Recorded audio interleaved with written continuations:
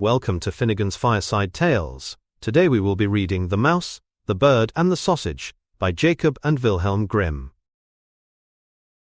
Once on a time, a mouse, a bird, and a sausage became companions, kept house together, lived well and happily with each other, and wonderfully increased their possessions. The bird's work was to fly every day into the forest and bring back wood. The mouse had to carry water, light the fire, and lay the table, but the sausage had to cook. He who is too well off is always longing for something new. One day, therefore, the bird met with another bird, on the way, to whom it related its excellent circumstances and boasted of them. The other bird, however, called it a poor simpleton for its hard work, but said that the two at home had good times. For when the mouse had made her fire and carried her water, she went into her little room to rest until they called her to lay the cloth. The sausage stayed by the pot, saw that the food was cooking well, and when it was nearly time for dinner, it rolled itself once or twice through the broth or vegetables, and then they were buttered, salted, and ready. When the bird came home and laid his burden down, they sat down to dinner, and after they had had their meal, they slept there till next morning, and that was a splendid life.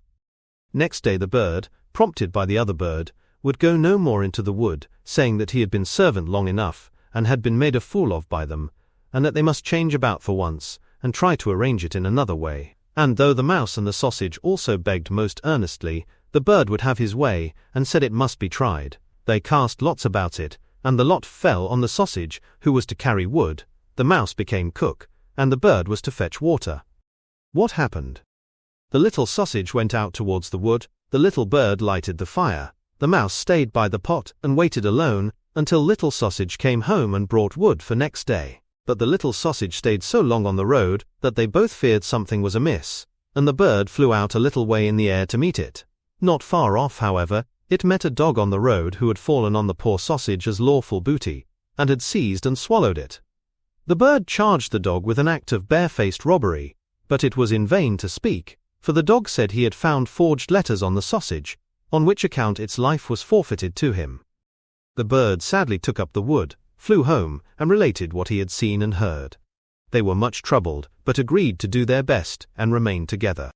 The bird therefore laid the cloth, and the mouse made ready the food, and wanted to dress it, and to get into the pot, as the sausage used to do, and roll and creep amongst the vegetables to mix them.